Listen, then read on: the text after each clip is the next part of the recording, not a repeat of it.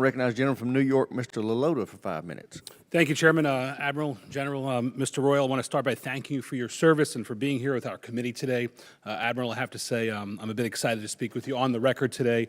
It's not every day I get to dialogue with a combatant commander who's not only from Long Island, but from my congressional district. And in fact, I understand, as you told me earlier, that you lived 5 houses away from St. Anthony's High School, where my wife and I both attended. So awesome that you're here, Admiral. I was a few classes after you at Annapolis, and after commissioning, I was deployed to the Western Pacific 3 times and spent 11 months in 2005 attached to a Joint Special Operations Task Force in the southern Philippines.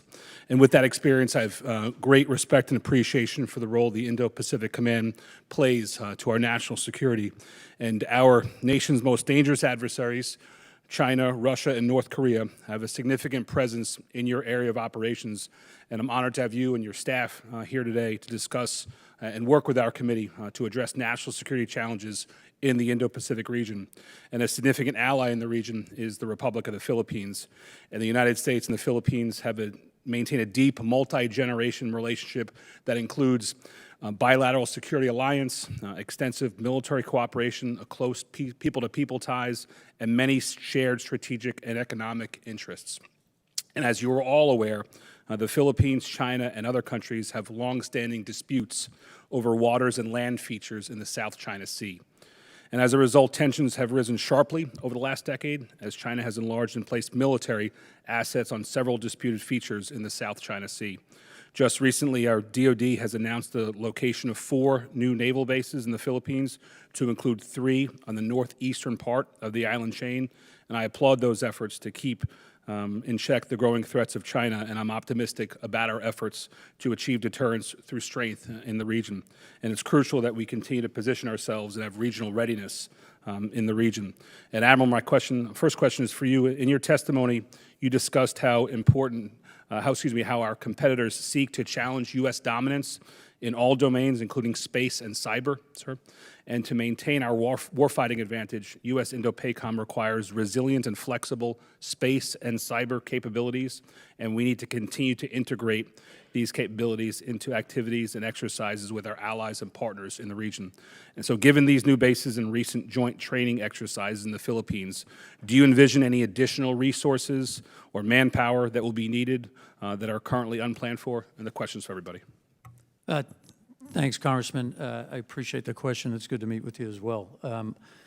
I just want one point of clarification. So the sites that we have coordinated with the Philippines will certainly not be U.S. bases, right? So those are Philippine sovereign territory that we will work with them to be able to invest in and build out so that the Philippines and the United States can operate together whenever needed to both exercise and rehearse. That said, those agreements are just going through. So as a part of Indo-PACOM's plan for developing those 4 places, we have not even done the assessment, nor have we identified any planning and design or ultimately coordination with our Philippine partners on what things are best invested in. So we have way more work to do. None of those requirements are in my 1254 report. Those will be for future years. But having the ability to work with our critical ally, the Philippines, we need to build those out as quick as possible. And thanks for your service. The team is still supporting the Philippines down south where you operated from. Great. Just to follow up on that, Admiral, I'm familiar, I'm sure we're using the through, by, and with method still with Philippines and some other neighbors and partners in the area. When do you expect to more specifically drill down to this committee to what resources you need to help advance a presence through, by, and with our Filipino counterparts? So in my current report, Congressman, there are identified projects that we would like to build out in the current sites that they've agreed with, that we have started work on. For the 4 additional sites, those will show up next year in that report. Thanks, Admiral. I appreciate your time and your efforts. Chairman, I yield back.